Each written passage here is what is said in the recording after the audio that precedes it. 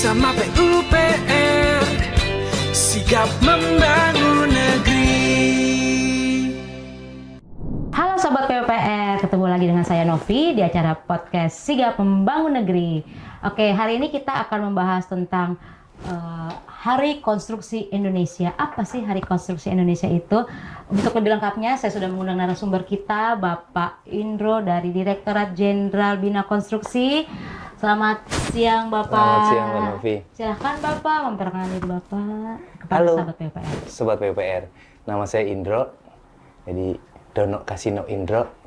Saya sekarang menjabat sebagai Sekretaris Direktorat Jenderal Bina Konstruksi. Siap, Bapak terima kasih. Ini kita mau ngobrol santai aja ya Pak ya. Yeah. Ini kita sudah mau memasuki akhir dari kabinet kerja, gitu ya Pak. Jadi saya mau tanya nih Pak, apa sih capaian yang paling signifikan gitu Pak, yang dicapai oleh Direktorat Jenderal Bina Konstruksi dalam 10 tahun ini yang paling signifikan? Jadi kalau bicara capaian signifikan, sebenarnya kita ada 3 klaster ya Mbak Novi ya. Yang pertama adalah capaian di bidang transformasi untuk pengadaan barang jasa, kemudian juga pembinaan tenaga kerja konstruksi, dan yang terakhir adalah capaian untuk penggunaan produk dalam negeri atau tingkat kandungan dalam negeri gitu ya. Saya coba rinci satu-satu, karena mesti lengkap nih gitu. Nah untuk transformasi pengadaan barang jasa ini, jadi di tahun 2019 itu Kementerian PUPR itu sudah membentuk yang namanya Direktorat Pengadaan Jasa Konstruksi. Nah, Direktorat Pengadaan Jasa Konstruksi ini merupakan unit kerja pengadaan barang jasa atau KPBJ di Kementerian PUPR, dan juga kita membentuk 34 Balai Pelaksana Pemilihan Jasa Konstruksi gitu ya. Untuk melaksanakan pemilihan penyedia jasa di Kementerian PUPR. Nah, diharapkan gitu dengan adanya atau dengan dipisahkannya proses pemilihan ini yang tidak dilaksanakan lagi oleh unit organisasi pemilik paket, ini bisa mencegah penyimpangan di pengadaan barang jasa. Jadi mengurangi fraud gitu. Ini jadi satu bentuk mitigasi risiko gitu kan ya. Nah, juga di 10 tahun terakhir ini 34 Balai Pelaksana Pemilihan Jasa Konstruksi tadi atau BP2JK itu kita sudah tersertifikasi ISO 37001 atau ISO untuk sistem manajemen anti penyuapan SMAP. Ini juga sebagai bentuk semua balai ini ya Pak? Semua balai BP2JK di 34 provinsi gitu ya. Ini juga mitigasi risiko gitu untuk pencegahan penyimpangan dalam pengadaan barang jasa. Nah, kemudian kita juga mengembangkan sistem informasi jasa konstruksi terintegrasi, disingkat SIJKT gitu ya. Ini banyak nih sebenarnya nih. Jadi bagaimana kita mendeliver atau melakukan pemilihan ini secara cepat, transparan, dan akuntabel tentunya. Itu kita di dalam sistem informasi jasa konstruksi ini, kita punya yang namanya SIPBJ, Sistem Informasi Pengadaan Barang Jasa. Kita punya namanya SIKI, ini untuk ngecek keberlakuan SBU dan sertifikat kerja konstruksi. Kemudian kita ada yang namanya SIKOMPAK, ini untuk manajemen kontrak. Kita ada yang namanya SIMPAN, ini untuk mendatabasekan pengalaman baik badan usaha maupun tenaga ahli. Kemudian ada lagi namanya SIPASTI, ini untuk harga satuan penyusunan HPS yang terintegrasi gitu ya. Kemudian kita juga ada yang namanya SIMPK, Sistem Informasi untuk material dan peralatan konstruksi. Nah, dengan pengembangan sistem informasi tadi, kita mendapat anugerah KPPU Award nih tahun 2023, itu Tropi Madya.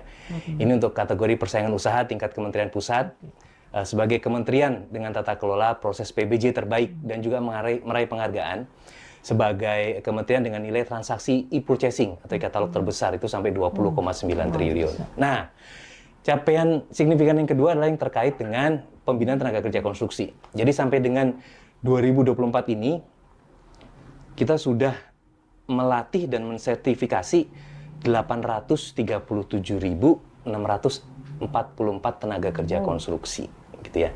Ini kita lakukan tentu saja melalui Balai Jasa Konstruksi Wilayah atau BJKW kami yang ada 7 wilayah itu, dan tentu saja nggak bisa kita lakukan sendiri, ini bekerjasama dengan stakeholders gitu ya. Nah, kemudian kita juga sudah mengoperasikan training center di Balai Jasa Konstruksi Wilayah 3 Jakarta itu tempatnya di Citerep, Bogor sana, itu pelatihan untuk launcher gantry. Nah ini satu-satunya yang ada di Indonesia nih, pelatihan launcher gantry nih. Seperti itu. Ini merupakan pelatihan yang sifatnya percontohan dan strategis gitu ya, seperti itu. Dan juga untuk pembinaan tenaga kerja ini kita sudah menyusun SKKNI, Standar Kompetensi Kerja Nasional Indonesia, yang tujuannya tadi untuk meningkatkan kompetensi tenaga kerja kita dan juga sebagai bentuk komitmen kita, dukungan kita. Hingga saat ini sudah ada 219 SKKNI dan SKK khusus. Nah, yang terakhir terkait dengan TKDN. Ini juga luar biasa nih pencapaian PUPR di 10 tahun terakhir ini gitu ya. Jadi kita berkomitmen untuk penggunaan produk dalam negeri atau PDN dan tingkat komponen atau kandungan dalam negeri gitu ya dalam pembangunan di Kementerian PUPR gitu ya. Kita sudah menerbitkan keputusan Menteri PUPR yang di dalamnya mengatur tentang batas minimum tingkat komponen dalam negeri jasa konstruksi. Diatur detail di situ. Jadi jenis infrastrukturnya apa, itu nanti minimal nilai TKDN-nya berapa, itu sudah diatur detail di situ. Nah, berdasarkan komitmen kita itu, kita juga terima penghargaan nih. Peringkat 1 pada ajang peningkatan penggunaan produk dalam negeri PDN 2023 dari Kemenko Marves. Ini dengan capaian penggunaan PDN tertinggi yaitu sebesar 93,4% atau senilai 112 triliun. Luar biasa. Dan juga di TKDN tadi gitu ya, kita juga meraih peringkat 1 dari KPP sebagai kementerian dengan nilai transaksi belanja PDN terbesar tahun 2023 dengan realisasi PDN di atas 90% dari total pagu anggaran, dan juga meraih peringkat 1 dari LKPP sebagai kementerian dengan nilai transaksi belanja UMKM terbesar tahun 2023 gitu ya. Jadi luar biasa pencapaian kita ini dari 10 tahun ini ya Pak, penghargaannya itu loh. Terus gimana sih Pak sebetulnya penerapan regulasi ini mempengaruhi kualitas konstruksi di Indonesia? Jadi regulasi ini kan fungsinya gitu ya ditetapkan sebagai standar teknis gitu, sebagai acuan. Nah, baik spesifikasi teknis maupun keselamatan yang harus dipatuhi gitu ya saat pelaksanaan pekerjaan. Nah, spesifikasi teknis atau standar teknis ini digunakan untuk memandu kita gitu ya dalam penggunaan material, penggunaan peralatan, tentu saja yang sesuai dengan spesifikasi teknis gitu ya, dan juga tenaga kerja yang kompeten dan lain sebagainya gitu. Dan regulasi ini sebagai acuan untuk pelaksanaan, tapi juga digunakan sebagai tools untuk pengawasan. Untuk pengawasan pelaksanaan itu. Jadi bagaimana kita, how we are comply to rules gitu kan. Bagaimana kita mematuhi aturan itu, bagaimana kita melakukan tata kelola pengadaan barang jasa yang transparan dan akuntabel gitu ya. Dan juga bagaimana kita mengadopsi teknologi terkini gitu ya. Jadi tujuan pengaturan itu untuk menghasilkan konstruksi yang aman, nyaman, efektif, efisien, berkualitas tinggi gitu ya, dan tentu saja harus ramah lingkungan. Jadi dengan regulasi yang konsisten, kita harapkan ini bisa menumbuh kembangkan sektor konstruksi dan daya saingnya tentu saja.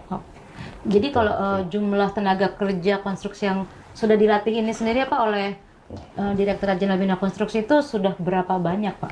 Ya. Dilatih dan bersertifikat. Ya. Jadi kalau kita bicara Undang-Undang Nomor 2 Tahun 2017 tentang jasa konstruksi, itu setiap tenaga kerja yang bergerak di bidang jasa konstruksi wajib memiliki sertifikat sebagai bukti kompetensi. Nah, sampai dengan 2024 ini sudah ada 837.644 kita melakukan pelatihan dan sertifikasi tenaga kerja konstruksi yang tadi dilaksanakan oleh BJKW kita di 7 daerah gitu ya. Dan tentu saja tadi ya, ini kita nggak bisa bekerja sendiri, ini kita memang bekerja sama dengan stakeholder terkait tentu saja gitu. Pak, ini kita menyambung ke Hari Konstruksi Indonesia 2024 ya Pak, yang tidak lama lagi akan segera terselenggara. Nah, tema yang diangkat ini tuh apa sih Pak dan kenapa sih pilih tema ini? Tema ya. Jadi kalau bicara tema, kita kembali menyelenggarakan Konstruksi 2024 ini. Konstruksi Indonesia, kita singkat KI ya biar gampang. KI 2024 ini temanya itu Agility and Adaptability sektor konstruksi yang berdaya saing gitu ya. Jadi kita pengen mendorong gitu, kita pengen mendorong seluruh stakeholders agar memiliki mindset atau memiliki pola pikir yang agile gitu. Agile itu maksudnya bisa berpikir cerdas, berpikir cepat, menyesuaikan diri dengan teknologi, informasi, dan juga beradaptasi terhadap perubahan-perubahan yang ada gitu. Baik perubahan ini macam-macam, baik perubahan regulasi, kebijakan, pengaturan, maupun tadi perkembangan-perkembangan teknologi. Perubahan pemerintahan. Nah, itu. Jadi sektor konstruksi harus agile tuh. Dan adaptif terhadap perubahan pemerintahan gitu kan, seperti itu. Di tahun 2024 ini kapan akan dilaksanakan dan di mana sih Pak penyelenggaraan KI 2024? Oke. KI 2024 sebenarnya kalau bicara rangkaian kegiatan itu sudah kita mulai dari bulan Juni 2024. Juni ya Pak? Juni 2024. Jadi kita kerjasama dengan event organizer Debindo gitu ya.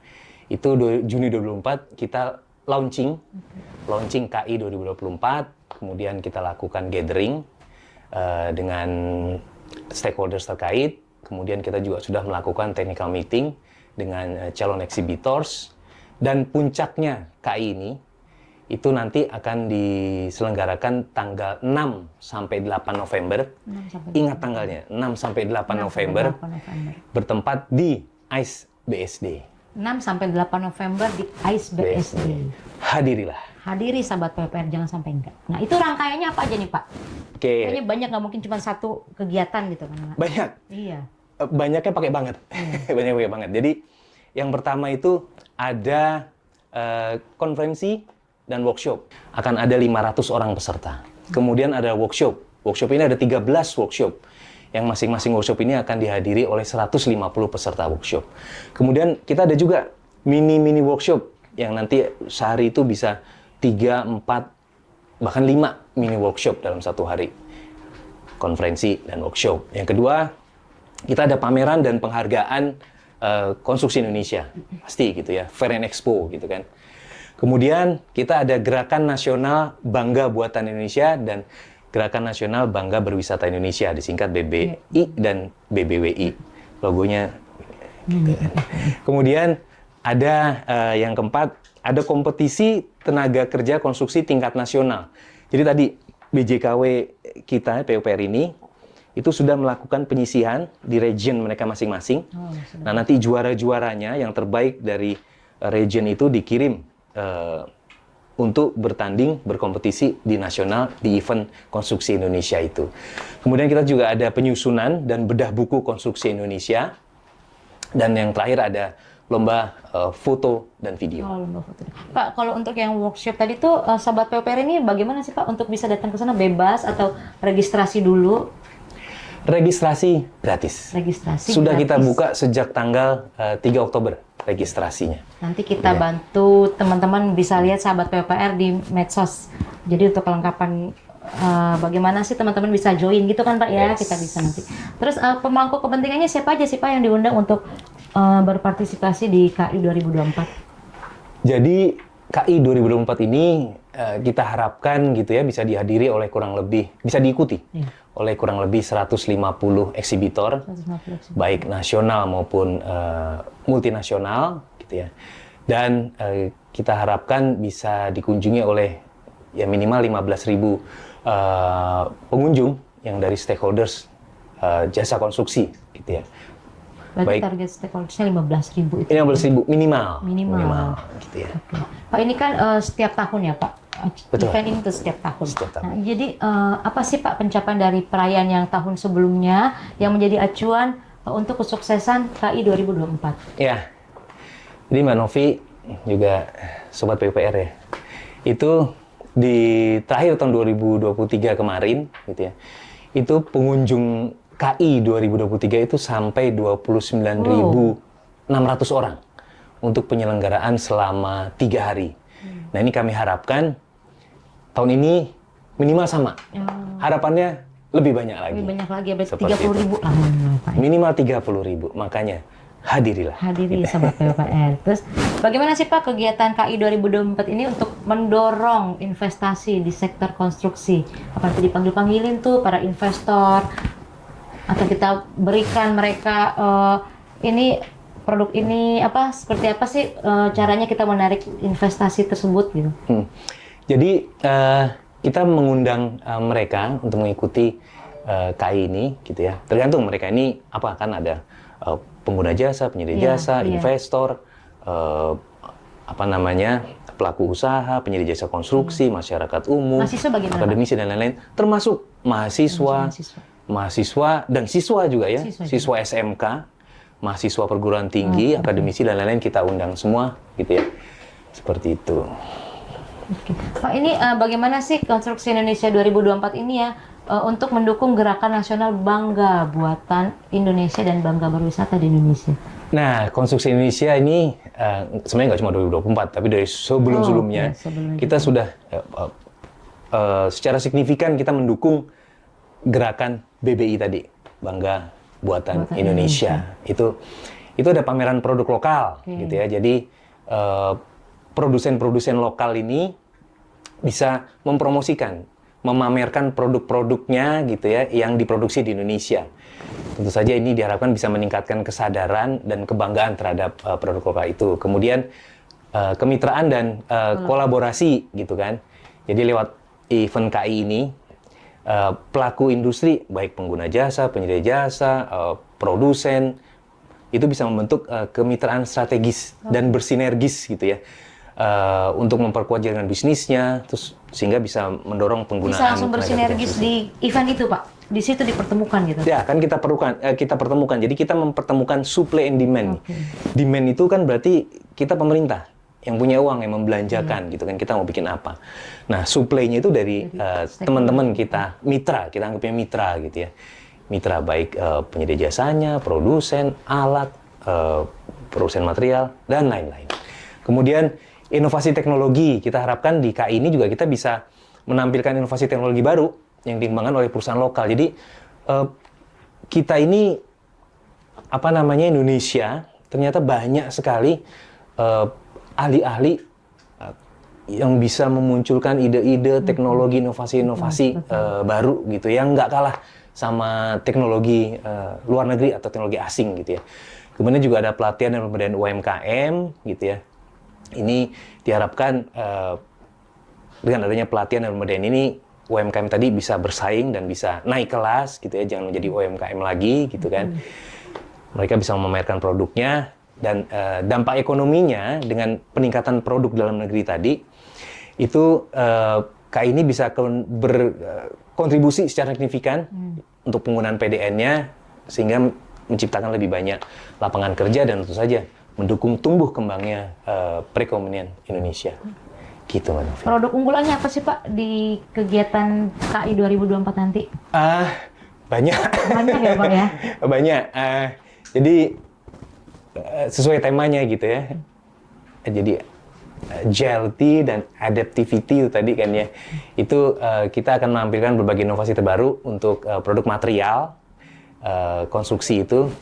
Mulai dari building material and construction, kemudian ada alat berat, heavy machinery, kemudian ada gimana sih infrastruktur yang skala besar atau giant scale infrastructure, gitu ya. Kemudian building interior and finishes, kemudian ada lantai itu keramik dan marmer, gitu. Terus juga konstruksi dan building manajemennya, masuk juga tadi ya equipment and machinery-nya, seperti itu. Pak, tadi kan sebelumnya untuk inovasi juga ya, Pak. Nah, apa aja sih, Pak, teknologi yang mau ditampilkan pada KI 2024? Nah, ini juga banyak nih. Banyak. Kalau tadi materialnya banyak yang mau kita pamerkan, nah ini teknologi dan inovasinya, gitu ya. Itu kita di KI itu akan menghadirkan teknologi konstruksi yang terkini, gitu, yang terkini. Di antaranya ya BIM pasti, Building Information Modeling gitu kan. Kemudian ada Intelligent Building and Digital Architecture, kayak 3D printing technologies, kemudian drone and aerial photographic, jadi GIS untuk teknologi mappingnya pakai robotik gitu ya. Kemudian ada augmented reality atau AR, kemudian ada VR juga, virtual reality gitu ya. Kemudian smart building facilities. Jadi yang nggak boleh lupa juga kita akan menampilkan teknologi yang ramah lingkungan gitu ya, seperti solar teknologi dan masih banyak lah. Oke, banyak gitu. ya. Jadi banyak. memang harus benar-benar datang ke sana ya Pak, Harus supaya tahu ada apa aja sih di sana gitu Yes. Pak ya. Nah, terus yang diharapkan dari kolaborasi antara pemerintah nih Pak dengan pelaku industri dalam acara nanti apa saja tuh Pak? Jadi kita harapkan KI ini bisa menjadi platform gitu ya, pertemuan bisnis langsung bagi pemerintah dan pelaku usaha. Kemudian tadi penyedia jasa, penyedia produknya, produsennya, peralatan, mesin, pengusaha, profesional ini tadi yang ahli-ahli jasa konstruksi tadi, untuk bekerja sama secara sinergi gitu ya, secara kolaboratif supaya kita bisa memajukan sektor konstruksi Indonesia, Mbak Novi. Jadi bekerja sama secara sinergis. Sinergis gitu ya Harus Pak? sinergis. Tekankan sinergitas antara pemerintah dengan penyedia. Yes. Seperti itu Pak. Bagaimana sih Pak kemudian kegiatan konstruksi Indonesia ini tuh berkontribusi terhadap pengembangan SDM nih Pak sekarang, terhadap pengembangan SDM di sektor konstruksi? Oke, nah terkait dengan SDM ini Mbak Novi ya dan Sobat PUPR. Jadi ada pameran produk.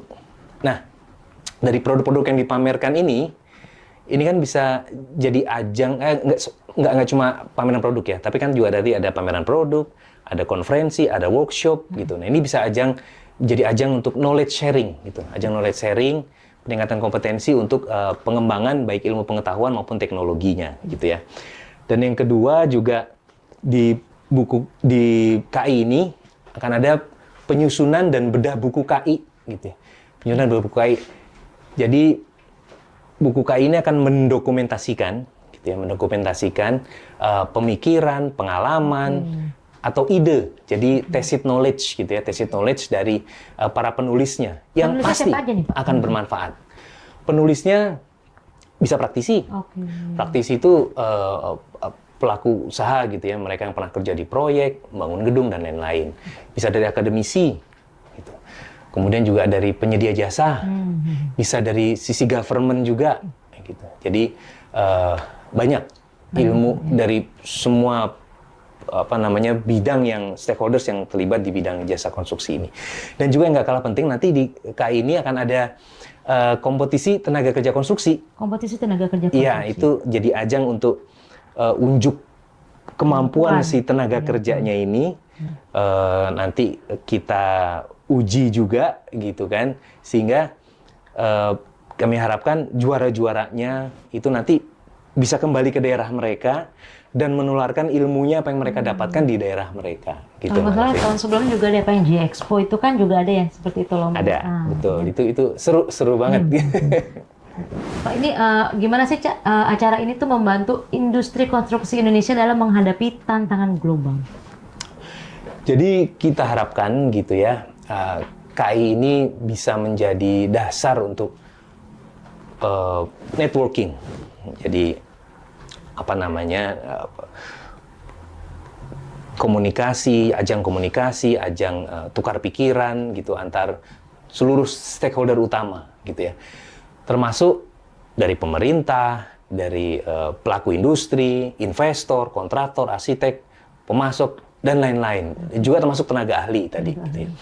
Dan jadi pertemuan ini kita harapkan bisa menciptakan lingkungan yang kondusif gitu bagi lahirnya dan tumbuhnya ide-ide inovatif gitu kan, juga bisa jadi kolaborasi dan memberikan solusi-solusi, terobosan-terobosan terkini yang efisien. Oke.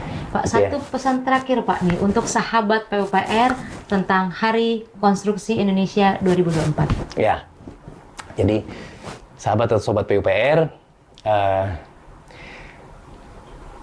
hadirlah kunjungi KI 2024 itu karena manfaatnya sangat besar. Tadi gitu ya, itu jadi ajang pertukaran informasi, komunikasi, ajang promosi, banyak ilmu yang bisa kita dapat di sana gitu ya. Jadi sempatkanlah, luangkan waktu Sobat PUPR untuk menghadiri Konstruksi Indonesia 2024. Saya tunggu, kita ketemu di sana ya. Oke, terima kasih Pak Indro untuk waktunya kita sharing nih. Bagaimana Makasih, Sobat sama-sama. PUPR? Jangan lupa ya, hadir di acara Konstruksi Indonesia 2024 tanggal 6 sampai 8 November di AIS BSD. Oke, Sahabat PUPR, terima kasih untuk menyaksikan podcast Sigap Membangun Negeri bersama saya Novi dan Indro. saksikan terus podcast Sigap Membangun Negeri dengan episode lainnya. Jangan lupa follow medsos PUPR di bawah ini. Ini sih. Oke, bye-bye.